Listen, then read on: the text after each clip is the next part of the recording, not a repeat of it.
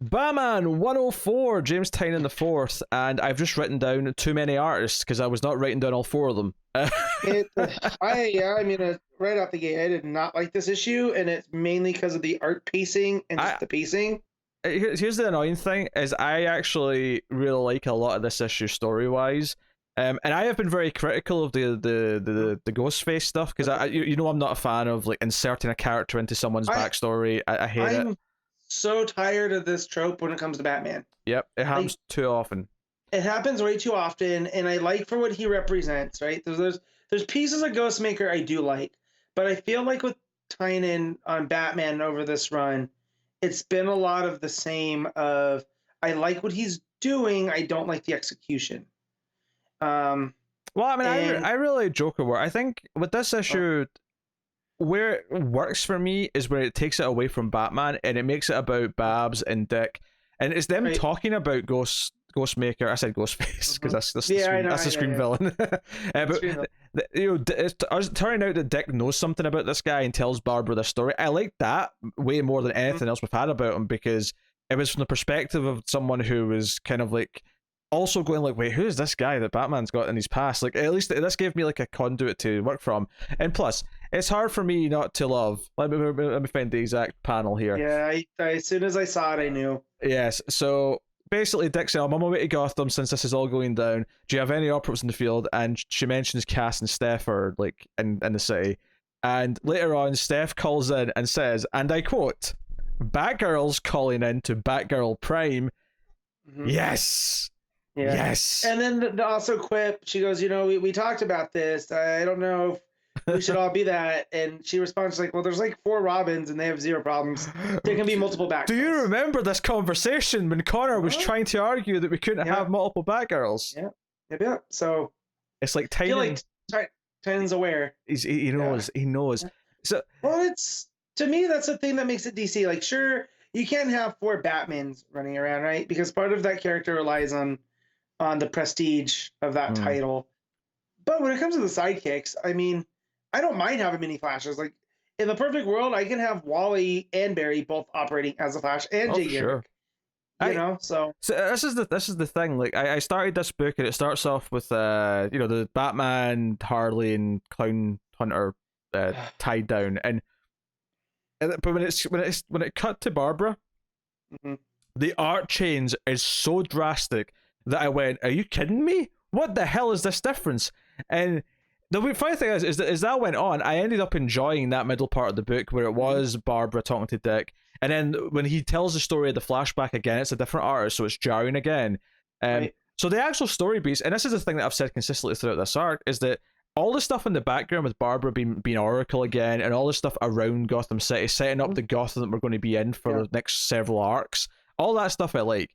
The actual plot with Ghostmaker, Mr. Swords, as Harley called him, which I liked, and I will say, as critical as I've been of Harley in the past, I think Tynion is one of those writers that gets her voice pretty well. I've been relatively enjoying it. I laughed out loud actually this issue when she's trying to talk Clown, because Clown Hunter's been left untied, so he can go up and grab a sword and he's going to kill Harley. And Harley's trying to talk him out of it, and Batman just says, Harley, you were the other night he killed his parents. And she's like, shit. That made me laugh. It is. And I just finished the Harley Quinn TV show last week.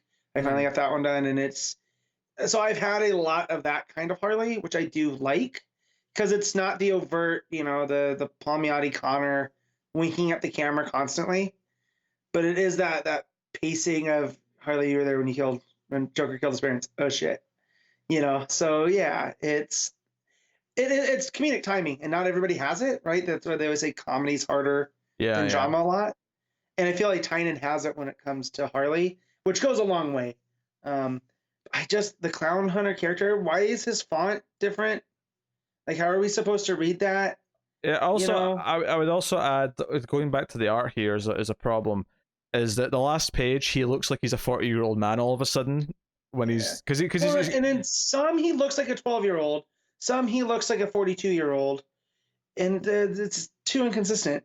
Yeah, and and this is the thing, it's not on Tynion. I can't really blame Tynion for it. This is it's not even necessarily any one of the artists' fault, although we'll sit and complain about Gilliam March's art till the cows come home. But it's more just editorial or whoever who are making these choices to like, oh well, we'll have just 4 artists on this issue and that'll do.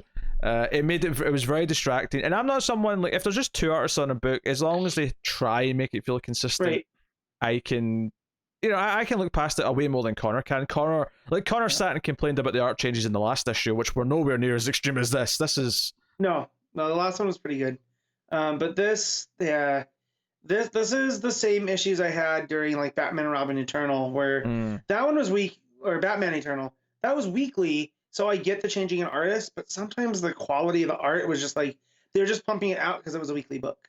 And I feel like here, that's what I feel like, they're so married to the idea of this being every other week still, that the art's taking a hit. It's weird though, because you think at the very least, because it's Batman, because it's DC's biggest selling book typically month to month, that they'd always have good artists on it. They would never just put anyone on it. But yeah, we've been stuck with Gilliam March for however long. Right. I guess some people actually don't like his works, I guess. Yeah, part of me thinks too that while we might not like the look of the art, like I'll use JR, since even across Twitter, I've seen other people that don't complain about comics complaining about his art on Action.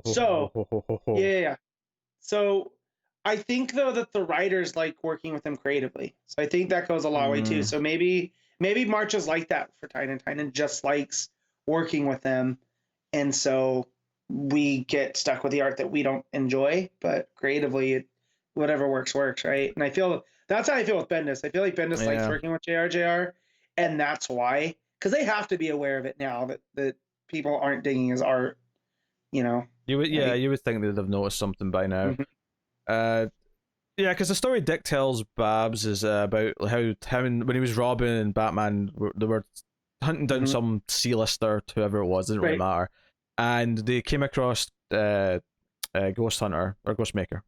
There's too many new names. Ghostmaker, and basically Batman tells him the story of like, okay, well, when I was training around the world, I met this guy who was kind of became my first real friend, because we both wanted to be the best crime fighters. We both wanted to learn all these martial arts.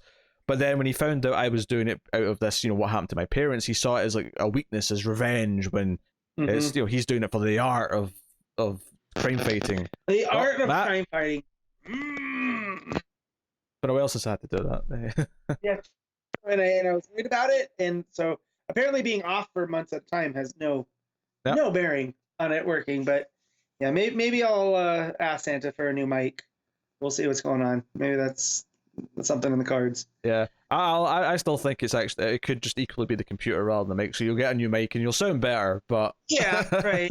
But it'll still do the thing. So, what are we going on about there when it went off? I can't remember. Dick talking to Batman about Ghost Hunter, Ghostmaker. About him. I do like that conversation of the art of crime fighting, right? Like how silly that sounds, but that's kind of been Batman's thing. Like his rules is almost an art among it too. So it shows you how far Bruce has come. That there really is an art to it, because the whole point of the struggle with Clown Hunter at the end is him killing people, and Batman's fully belief that that's not how we operate, And the Gotham's almost a better place now than it was. But I also like seeing Ghostmaker getting stuff done. Like he has these mobsters turning themselves in, and yeah, that's one of the things that Babs is telling the Batgirls and Dick is that like 14 like heads of crime families have turned themselves in. Professor Pig's just shown back up at Arkham instead of being on the wild like he has been. The other thing that happens is that they know where Batman is, because the plant that Harley had from Ivy has written the word Arkham on the wall, so they know where to go. I'm not gonna be mad at. It's a Harley thing, or a Harley thing, an Ivy thing, and I know from that special, I forget which one it was, that had the Poison Ivy stuff in it, that we're gonna get her story continuing now.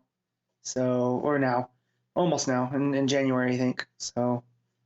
Yeah. So just to actually confirm who was on this book, right? So we can say who it is. We have Ryan Benjamin and Danny Miki and Bengali and Gilliam March, all listed as artists. It doesn't mention any inkers, so some of them may actually just be inkers, or some of them are self-inking. I don't know, but regardless, there's 4 names there listed as artists. That's a lot. Mhm. It's a lot. So a whole lot. That's what it is. What are you giving Batman 104? This is a 6.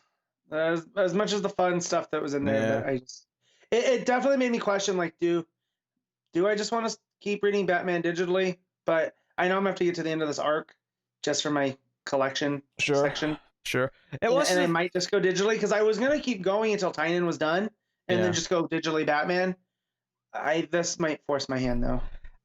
The funny thing is that everything he's doing with Babs, with Dick, with the Batgirls, all the stuff he's doing with Gotham as a setting, I love. So I'm still really kind of excited about like the future stories, what arcs are past this. But yeah, I'm not loving Ghostmaker, and the art in this is jarring beyond. And some of the art's just not that good, but even aside from that, it's just jarringly shifting around from wildly different styles. So I think I'll agree with the 6, because there is the stuff I do like, which is Batgirl's calling Batgirl Prime. Yeah, why did I not think of Batgirl Prime? That is such a good idea. Anyway, there you go. That's Batman 104.